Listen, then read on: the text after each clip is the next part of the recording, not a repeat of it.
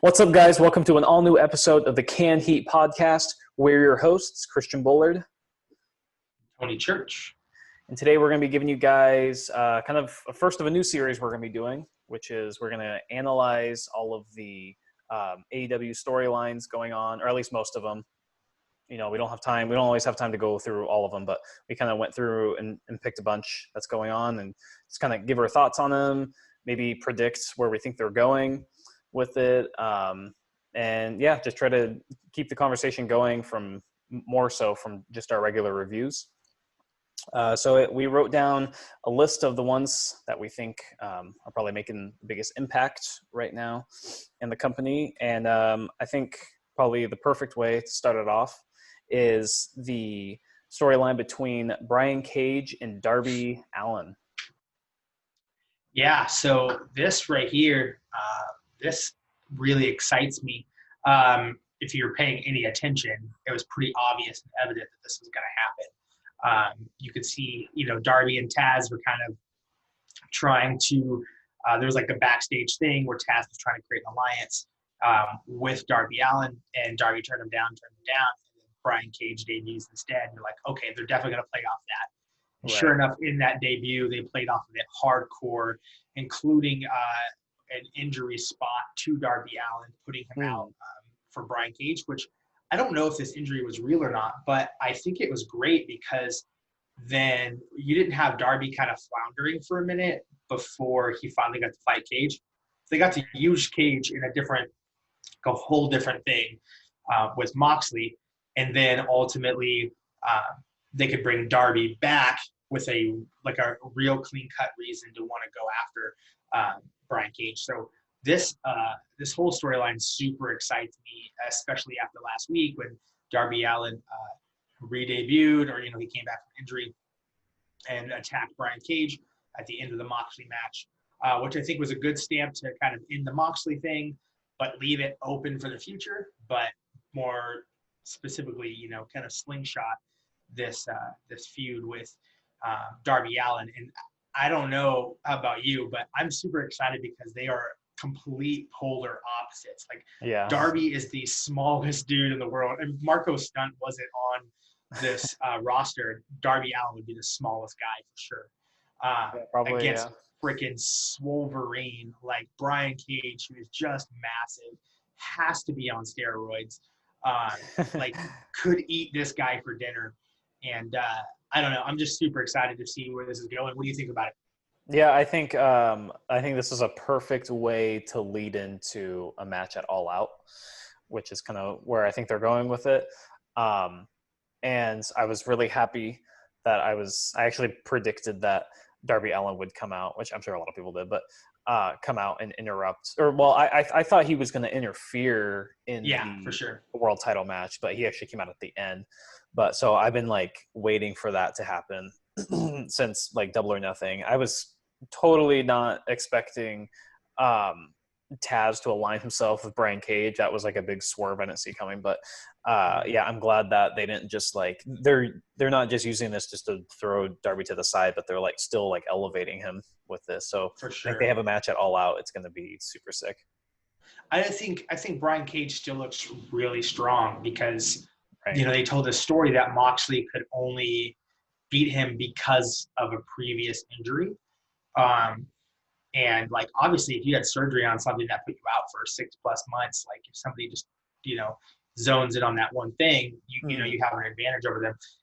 So I thought it was really good the way that they told that story, and how it just left it open for Brian Cage to still this huge beast. And even if he lost straight up clean, no quirks at all to Moxley, straight pinned, obviously Brian Cage is huge and Darby Allin is not. So, and then I think some of the vignettes that they had for Darby Allin leading up to this were really good, like the coffin drop thing at Travis Pastrana's place.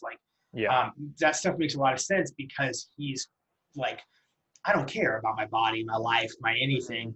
I just care about whatever it is that I want to accomplish. And right now what he wants to accomplish is taking out Brian Cage. Beautiful. I really like this storyline, and I think this is definitely an up for what's going on in AEW right now.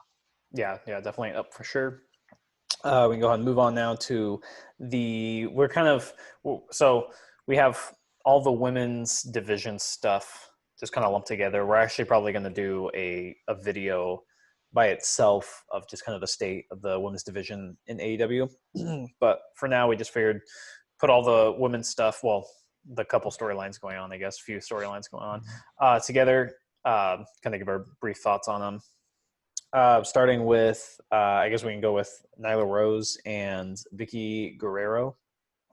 Yeah, I mentioned this in our review, but I just don't see why. It doesn't make sense to me why Nyla to me just doesn't need a mouthpiece. Yeah. I think if anything, like Shida needs a mouthpiece, or Riho needed a mouthpiece just because of their English barrier. But Nyla, who is a good promo. If anything, Nyla's a good promo. I don't really care for the in-ring work, but Nyla can cut a pretty good promo. So why do we need Vicky? And Vicky isn't necessarily a great promo. Nikki is heat. Nikki is annoying. Whatever. Yeah, I can't even. Yeah. Well, yeah, and I just don't understand the idea of having a non-wrestler as your manager. Mm-hmm. Okay, yeah, Vicky was married to Eddie Guerrero. That's fine and everything, but if I'm trying to progress in whatever thing I'm going to do, I want someone who actually worked in that industry or in that business to help and coach me, not just someone who stood on the sidelines and analyzed it, So I just don't really care that much about this. I think it's just really, I don't know, it's just really weird to me. I think they could have done more storyline to lead to this too. They could have had Guerrero having something on TV, not just being a weird cheerleader for the Undertaker. Yeah. But there's so much more that they could have done leading up to this, as opposed to Nyla coming out and being like, everybody who's a champion has a manager. Not true. And then go and get this manager. I don't know. It was just really weird to me, and I'm just not bought in.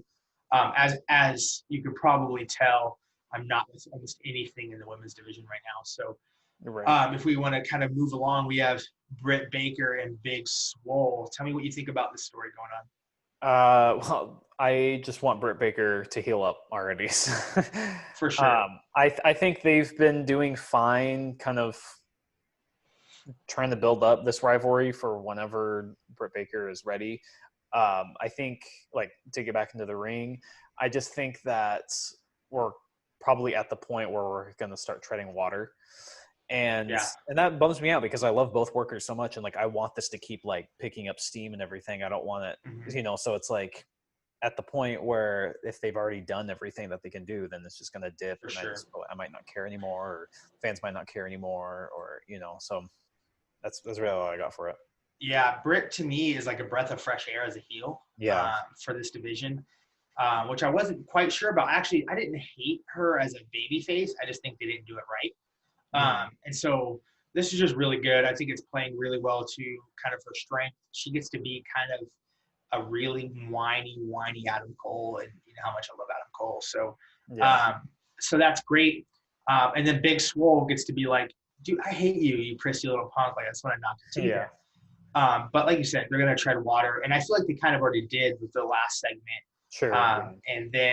And then last week, I don't think there was anything at all. They slightly mentioned Big Swole was suspended, and then Tony Schiavone wasn't there, so there wasn't any passing of notes to Tony Schiavone or anything like that. So that kind of, which I think it's really weird that Tony Schiavone is involved in this at all, but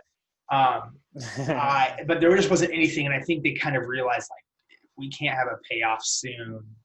I think if they took what they've been doing and cut it to every other week up to 2 or 3 weeks from now, it would have been really, really good. But unfortunately, like you said, it's kind of treading water. If she heals up quickly in the next few weeks, they could really capitalize on it. But if she doesn't heal soon, then there's nothing to capitalize on, and we're wasting Big Swole and some of the steam that was on Big Swole. She was climbing pretty well. There was a lot behind her. And going against Britt Baker was the natural progression for her. And then unfortunately, Britt got sidelined. So And one thing that does kind of bother me is like Statlander's injured too, and she doesn't have any time on TV. So why does Britt get all this time on TV, but Statlander doesn't? Who's more injured? Is there any, opening potentially for either of them? So like I think they're going to tread water is probably the most accurate thing we could have said about this. And so anyway, moving on to the third kind of thing going on in the women's division. Again, we could do an entire episode and go at length on every single female wrestler, but the championship is currently with Hikaru Shida, and she cut a very broken English promo about a open challenge potentially. What do you think about that? I think it's fine. I mean, we're already kind of doing that with the TNT championship. I would rather, if this leads into just like an instant big rivalry with Shida, and that just carries out for however long, that's fine. But as is, like, I just want her to be doing more, than just like challenger of the week kind of thing, because it's like, again, we're already doing that with Cody. And even that isn't like as consistent as they said, like from the beginning, where it's going to be every single week, and it hasn't been every single week. So I don't really have a reason to believe that this one's going to be every single week. Unless, I mean, did she say it was every single week, or was it just like she just said straight up, like, if you want it, come get it, which I think is great. Unlike Cody, who said every single week, which hasn't held up. But yeah, I think I'm very surprised she does the champion to begin with, honestly, and not in a bad way. Like, I'm surprised she should have been the champion, but like, I was surprised when she won. I didn't see it coming. And I just don't know what the story is supposed to be. Yeah. Like, Nyla has more of a story for the second time as not the champion. Like, Nyla had more story when Riho was the champion, and now Nyla has more story again versus Hikaru Shida. So it's like, we have to figure out something where the championship seems prestigious in some way. Yeah. And it's hard also because the title is so small. I don't know, it bothers me. The title's so small, it doesn't seem prestigious to me, especially up against Nyla Rose, who was massive compared to that. Yeah. I mean, she was massive, period. But anyway, I think the women's division needs some help, and you will hear about that from us at length soon. Definitely. Next up, we have Colt Cabana and the Dark Order. This wasn't there's nothing on this at Fight for the Fallen. Correct. This is obviously going to being recorded and released before Dynamite for this week. But do you think we're going to be getting any more clarity of that this week? I hope so. Well, the thing about Fight for the Fallen was what's kind of funny is it was thrown together pretty quickly to do a title match, basically. Like, it was all about having a title match. And I think it was better than the 2 nights of Fyter Fest. Yeah, and it was like thrown together. So anyway, that's just kind of a side note there. But with that, they had to kind of capitalize on what they could kind of bring forward. And so they didn't, like, the Dark Order didn't necessarily have, I feel like, the next step they could kind of just throw together like that. So naturally, I think this week we'll have more Dark Order. There is some going on with them on Dark, which is really good. We're seeing more wins for the Dark Order there, and which is supposed to make sense for this whole thing. And the whole thing is like, join us, we'll win with numbers, and they were still losing. And so I think it's kind of making the natural progression that it should. But the Colt Cabana thing, for me, I'm just wondering, is Colt Cabana going to join them fully and look like a member of the Dark Order? Or is Colt Cabana going to look like Colt Cabana standing next to the Dark Order? And to me, that changes everything. If Colt Cabana doesn't change anything, his gear still says boom, boom, like, if nothing goes different, then this whole entire storyline is done for me. Right. But if Colt Cabana, or if Colt leaves the Dark Order and there's some sort of thing there, I could potentially enjoy that. Yeah. But if the story goes the way I think we're thinking it's going to go, he's going to fully join the Dark Order, and he needs to fully join. Like, I don't care if it's not a mask, but like, the gear has to change, the attitude has to change. even if it's progressively, each week I need to progressively see less comedy, less Colt Cabana, more Colt. Yeah. Colt Cabana. Ha. Yeah. No, I'm looking forward to that too. And yeah, hopefully this leads to maybe like a TNT championship or something like that for him or something like that. So next up we have FTR and the Young Bucks.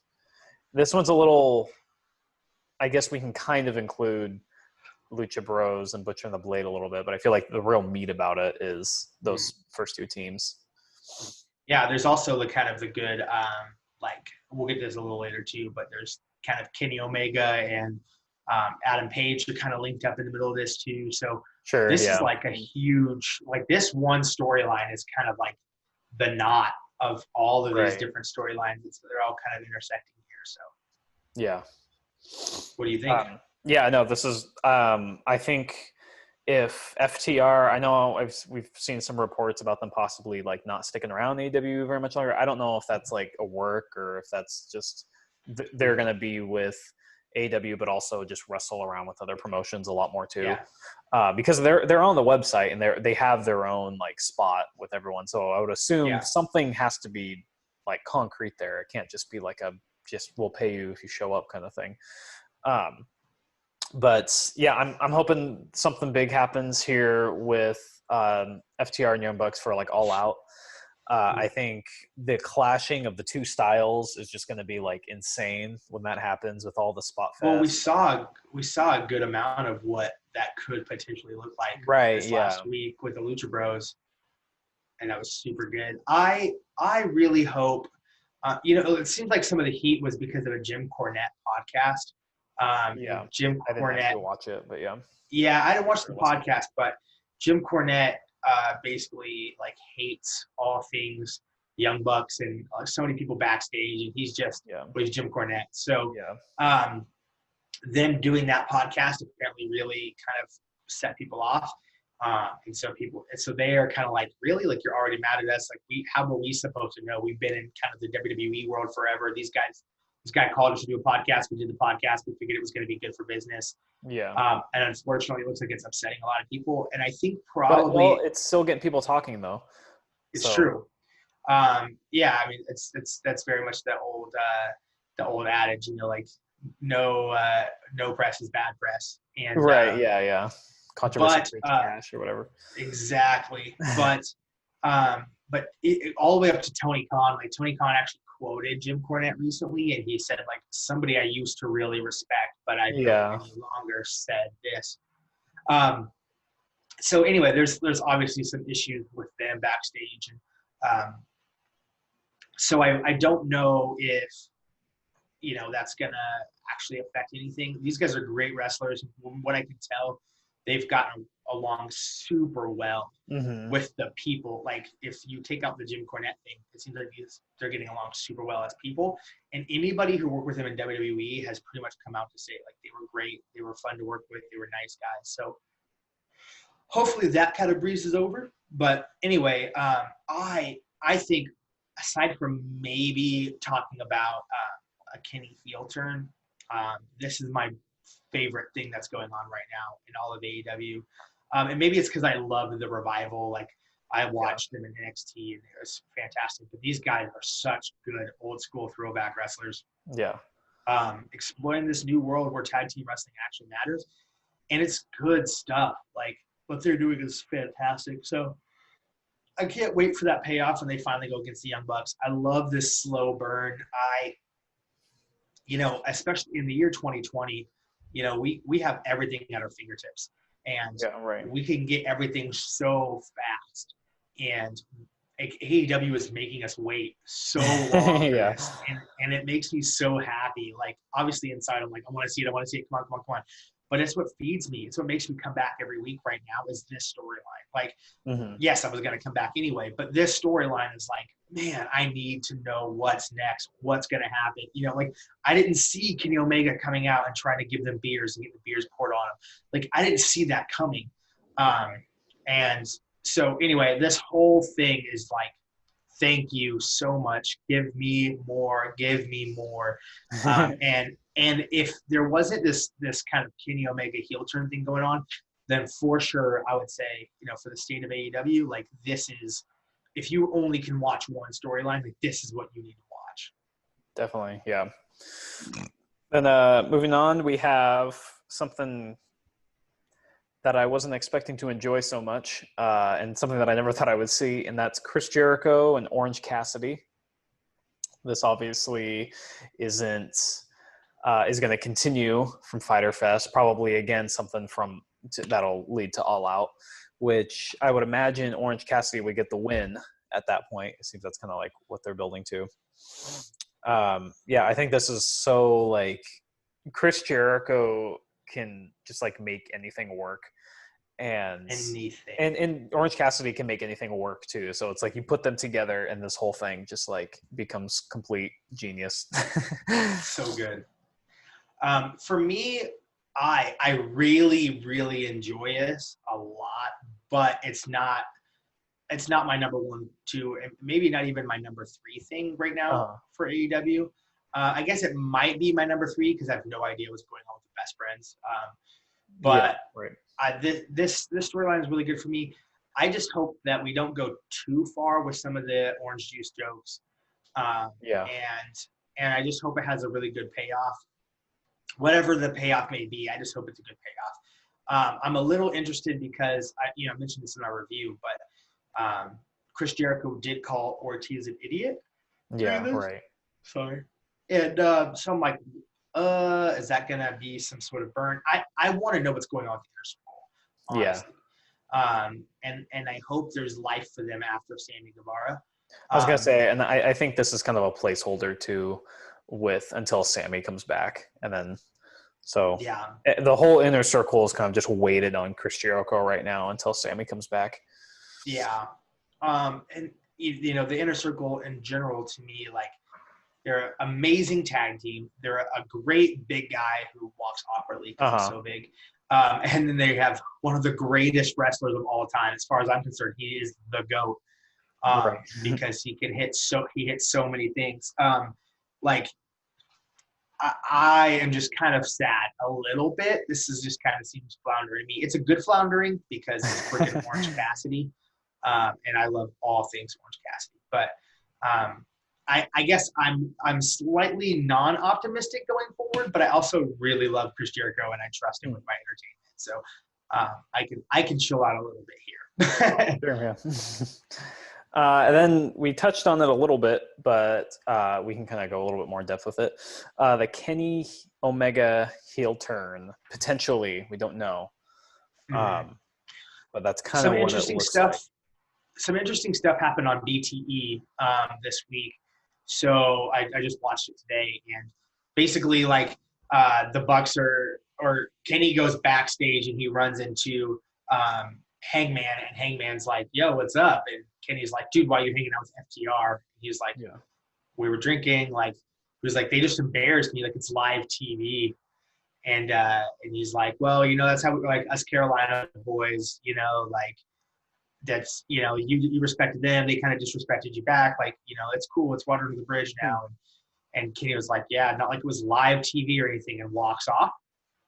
And then he and he's like obviously pissed, and then he goes into the locker room with the Bucks, and then the Bucks are tearing him a new one for beating up on Marco. Then Luchasaurus comes in with Marco Stunt, or not Marco Stunt, with Jungle Boy, and they're like, dude, what the heck, like we did what you guys said. Like, that was a total spot fest. Like, we had fun. We literally did it to a T, and you guys started calling stuff in the match, and then you beat him up. Like, I don't understand. And so anyway, they basically make Kenny go check on Marco, who's with the doctor. And so Kenny's like apologizing to Marco, and Marco is like, they always say never meet your heroes. And he was like, you really hurt me. And Kenny's like, I'm sorry, I promise I'm not that guy. And he walks out and he like leans up against the wall and he's like, never meet your heroes. What a pussy. And like walks off angry. And you're like, oh snap. Like, yes, it's really like he really is kind of going heel.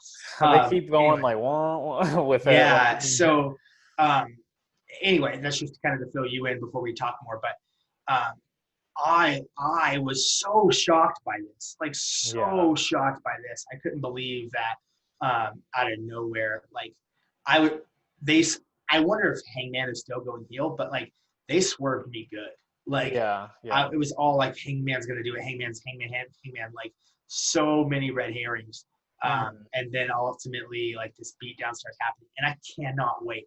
I don't know how familiar you are with the cleaner Kenny Omega, but like Not a whole lot. I mean, I saw a little bit of that when his rivalry with Moxley, but yeah, but like when he goes full heel and you take away all the kind of the comedy of current Kenny Omega, yeah. the guy literally like that they call him the best bout machine for a reason. Like they called him the greatest wrestler of the year, like best wrestler of the year for a reason. Like this guy can. I mean, you've seen him go, but just wait until he's the heel. And anyway, I just can't wait. I think that's exactly what AEW needs.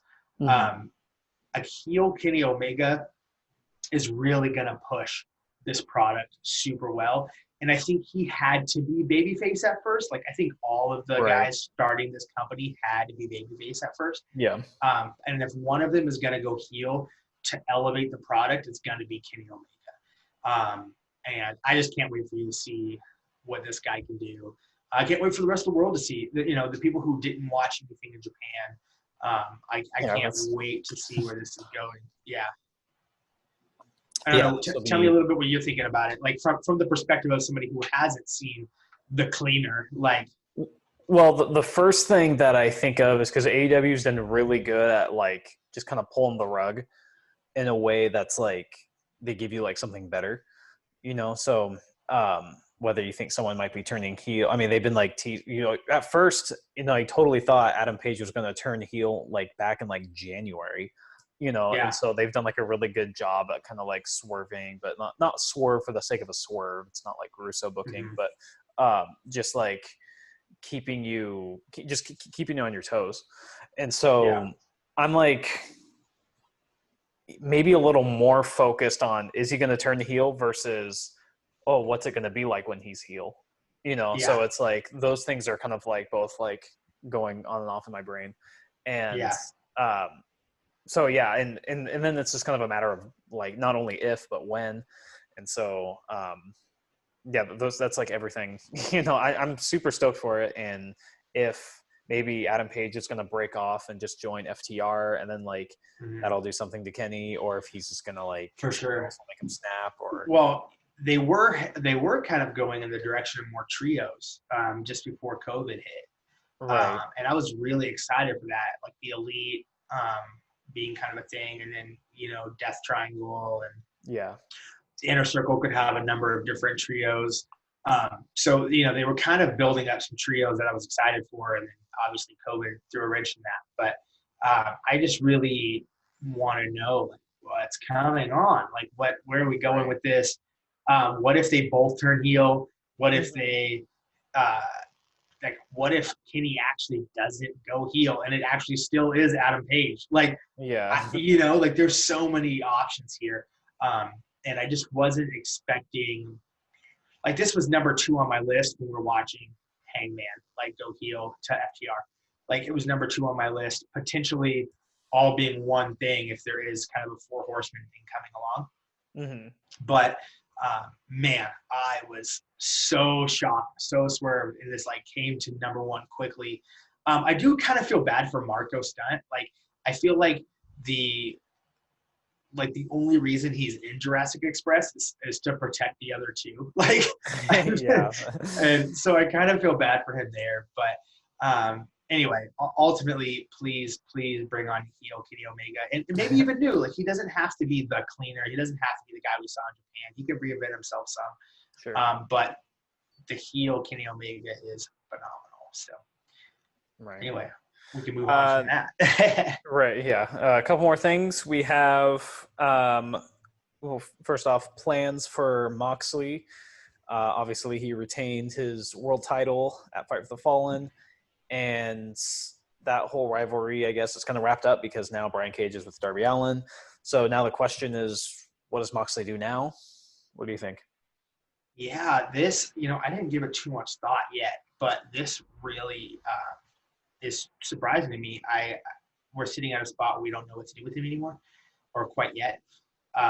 We don't know what they're going to do, I should say. Like, they probably have an idea, but or he has an idea. But he just took down 3 really big men. So he beats Chris Jericho, who never got a rematch. Just to throw that out there. Yeah. And then he beats Jake Hager, and then he beats Brody Lee, and then Brian Cage.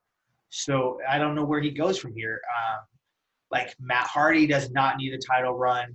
I don't see him sitting in this spot. Like, he's got his thing with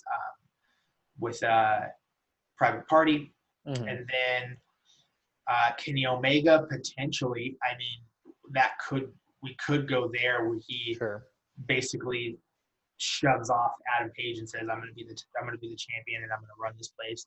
Yeah. Refueling his thing with Kenny Omega, or with Moxley. Kenny Omega was, I mean, it's totally okay with me if they have another match. Yeah. Especially not a death match. Yeah. I don't know if I can handle another one of those. And then I don't know, who else do you see as potential for this? I'm gonna look at the roster real quick. I feel very confident. I don't know if he's gonna win, but I think we're gonna see Jon Moxley versus MJF at All Out.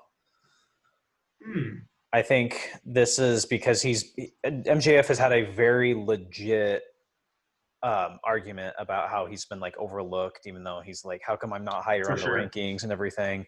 And I think they're finally gonna like just give him a bone and let him challenge for the title. I don't know how I feel about him winning, so but as far as like who I think will be like the next, I think it should be MJF. And plus, I mean, I don't know exactly what he's doing, but it does say that he's gonna. They did say MJF is going to be there. He's not. I don't know if he's wrestling, but they didn't say who he's wrestling. He's just going to be there. So I don't know. Maybe he'll make an announcement on something, or he'll call Moxley out, or But well, what they could do is they kind of have the burn with him and Wardlow going on.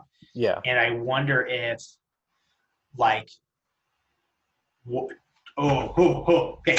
So what if MJF is fighting Moxley and like the match just barely starts? I mean, okay, it could go into the match, but I think it'd be funnier if it like just barely starts and Wardlow just throws in the towel for MJF. And then when Wardlow comes in and does his F10 or whatever, and then Cody walks out laughing, does a crossroads, pays Wardlow, and they walk to the back. Like, what the heck? That could be so funny, dude. Like, that could be so, like, something to that effect. Like, Wardlow just throws in the towel on him the same way. But it could be, like, little, like, ding, ding, ding, and then the towel gets thrown in. Like, you know what I mean? Like, right away. Yeah, I mean, I don't know if the company is, like, been around enough to, like, do a screwy finish like that for, like, a main event. Yeah, they did say they really don't want a bunch of screwy finishes, but right. I mean, I think that something like that could work, but I just wonder if it's too soon from because we're still Dynamite hasn't even been around for a year yet. But that is funny though. That would be a really funny thing. I think it would be great even if it was way into the match. Yeah, right. What if it looks like MJF could win? Yeah, and then he throws in the towel while MJF is winning. Like, that could be just phenomenal. Like, and even if Cody has nothing to do with it, it's just maybe you see Cody backstage laughing. That would be totally fine with me. But I think it would be hilarious if like Wardlow was in his pocket the whole time. Right. Because this idea is that like he has all this money, he pays Wardlow, he paid the bunch of money, he just has all this money. It's like, okay, Cody's an executive vice president of this company. Like, dude's got a lot more money. Anyway, that's a little bit of fantasy booking there. That kind of ties in though for plans for Cody, though. I mean, if he gets involved in something like this. I'm scrolling right now through the roster. The only other couple of people I could see maybe being potential contenders are Lance Archer, which I hope they don't do because they need to build Lance Archer up to be stronger after his loss to Cody. Luchasaurus, I think, could be really good in defeat against Moxley. and could be like a good stepping stone until they have another thing going on. Yeah. But other than, like you said, MJF makes sense to me. I would love to see Pentagon Jr. challenge for the title. He's been the he was the Impact World Champion. He was Impact World Champion. He's been World Champion all over the place. World Champion in Lucha Underground. Which, by the way, if you've not watched all of Lucha Underground, you need to go to tubi.com and watch it. It's fantastic. But anyway, he's very convincing as an actual contender, and I think would be really, really good against Moxley. The best thing I think is, what you may not know, is him and Rey Fenix actually are more singles competitors than they are tag team competitors. Yeah, they've only been tagging with each other kind of recently. And so the Lucha Bros not Lucha Bros, but the Young Bucks brought them in as the brothers because they are obviously that good. But yeah, I don't see anybody else really. Scorpio Sky had a shot against Chris Jericho. So yeah, like there's like Wardlow, but I'm sticking with MJF. I think he's going to be the one. I think we're going to get that announcement soon. Yeah, that makes a lot of sense to me. I never thought that through, but that makes a lot of sense to me. So anyway, moving on then. Yeah, last one we have plans for Cody. I don't really have a whole lot for this one. I really don't know or like what they're doing. I think it would be cool maybe if we had Penta as the world champ and then Rey Fenix as the TNT champ. That'd be kind of cool for me because I like them as singles competitors a lot. But plans for Cody, man, I don't know where they're. I've really liked what has been going on with Arn picking the competitors. Like that's actually kind of cool to me. Mm-hmm. What I really, really hope happens is a 4 horseman with FTR and Adam Page. Like that's what I really want. Or if it's Sean Spears, like that's fine with me too. But I really want a 4 horseman. I think it's time. I think that's what they're building to. That's the only thing I can really see with Cody. I hope they kind of change Cody's story a little bit from, and we've talked about this at length, maybe not on film as much, but there isn't a need to defend that title every single week. So I hope they fix that and they kind of dig themselves out of that hole because it's not being defended every week and they haven't addressed it. Mm-hmm. And that's one thing that bothers me is like when they don't address things like that. Like WWE randomly will be like, oh, The Miz didn't defend the Intercontinental title for 5 weeks. So he's going to lose it if he doesn't defend it on the 6th. And then like Brock Lesnar doesn't defend it for 2 months, 3 months. Right, yeah. Or he doesn't even show up for 2 months. Yeah. So it's like, and then they don't address that. Like, so I think they kind of need to address like maybe somebody injures Cody and now Cody can only ever go every other week.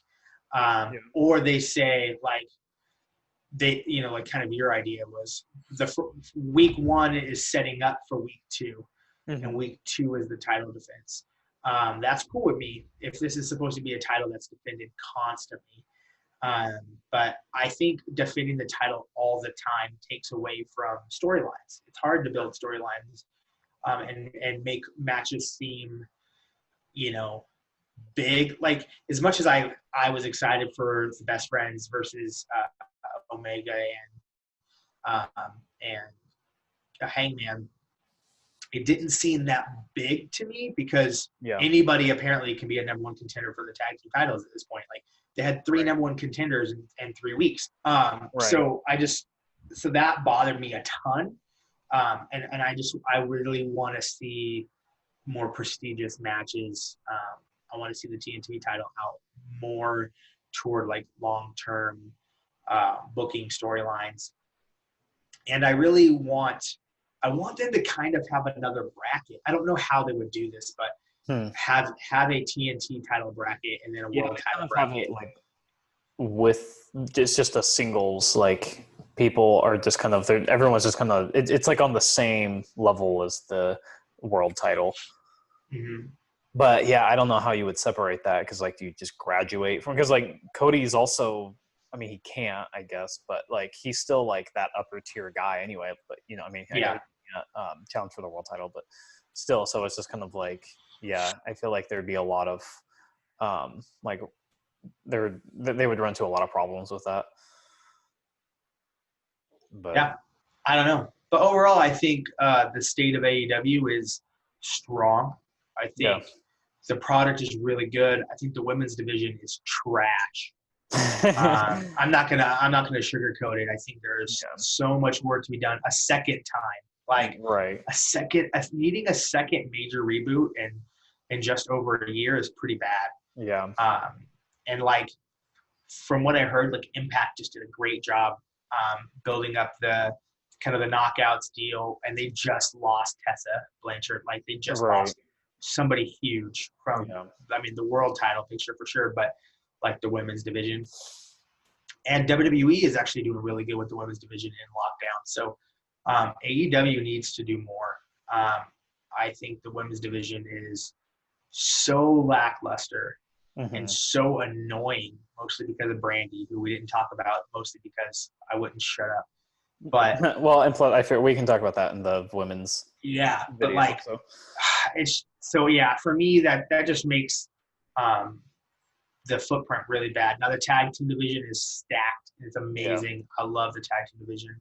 The world title picture, I think I'm a little just concerned, just because of the three big guys that have already been taken down. I just kind of wonder what's next, and who can look like a legitimate challenger to Moxley. And then they have really good storylines going on. They have, Orange Cassidy, Chris Jericho, MJF, Jungle Boy. Then they have them as tag teams as well, having some issues. You have the Kenny breakdown. Like AEW, I think, is in a really good place if they can especially fix the women's division. What do you think?